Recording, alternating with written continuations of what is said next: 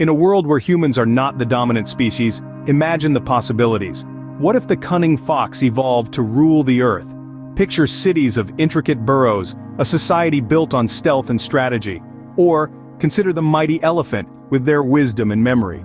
Societies could be built upon a deep respect for the past, a world where forgetting is the gravest sin.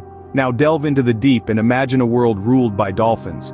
Communication would be a symphony of clicks and whistles, a language as fluid as the ocean itself. But if the ants claimed dominance with their strength and unity, we'd see a world where individuality is lost to the collective. Each scenario, a haunting reminder of the fragility of our dominance. A chilling thought, isn't it? Until next time, dwell on the possibilities.